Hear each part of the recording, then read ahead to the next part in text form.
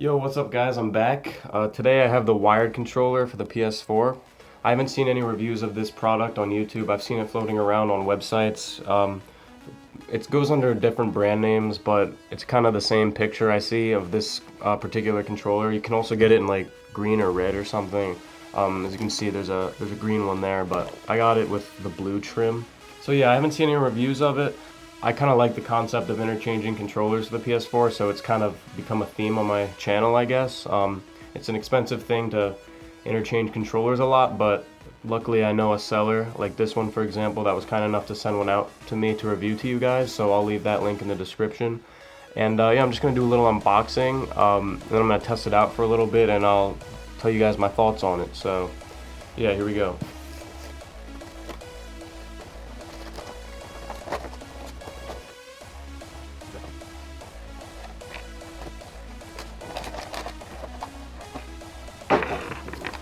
Okay, so this is the controller. As far as the feel, it feels pretty solid actually.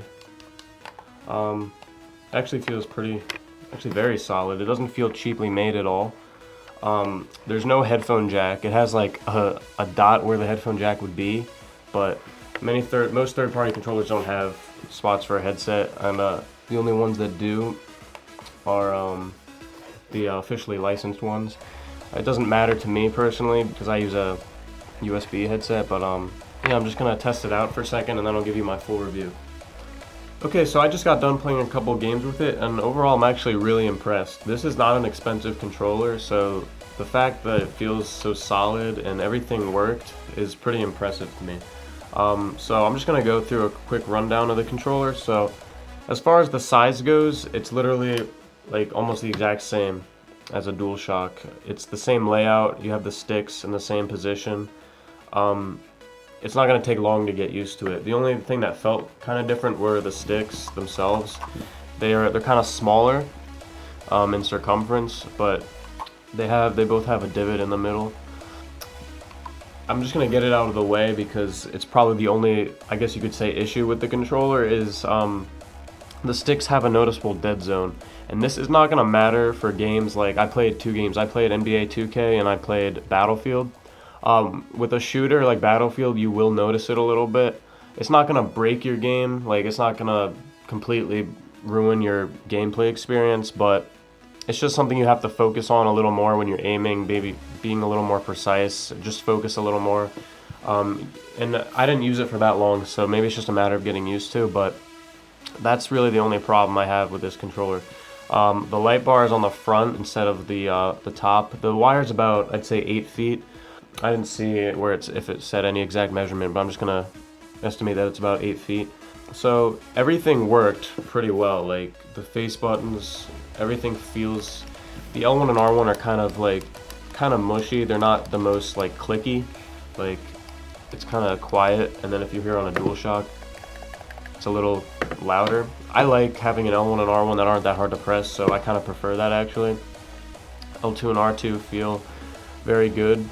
The face buttons, they sit about the same amount high as like the DualShocks do, but they're just a little rounded, and the DualShocks are completely flat. As far as the weight goes, they're pretty much the same weight. This does have vibration. It has rumble support, so you are going to have a little more weight because of that.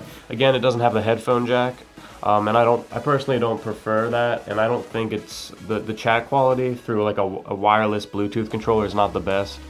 So I always prefer using USB headsets. The grips have a nice rubber feel. I think I read somewhere that these are actually interchangeable with this screw down here. You can unscrew these. I don't know why you want to do that, because it wouldn't. I think you could like put a green trim one on it, but it wouldn't match the touchpad, so I don't know why you'd want to do that, but maybe some guys want to. Yes, so the D-pad, it actually feels very good. It feels pretty like sturdy. It feels like there's some quality materials under this, behind everything. Sharing options worked fine. The touchpad is a button. It works as a clickable button, and it also has the sensing. Something I noticed, and it's really meaningless because no games use the like finger sensor on the touchpad, but for example, like you could use it to type messages in the PS4. I personally don't do it because it's not really, it's easier just to use the D-pad, but what I noticed is that when you move your finger across it, it's just a little less sensitive than the Dualshocks. I guess it's because it has less pressure points on it.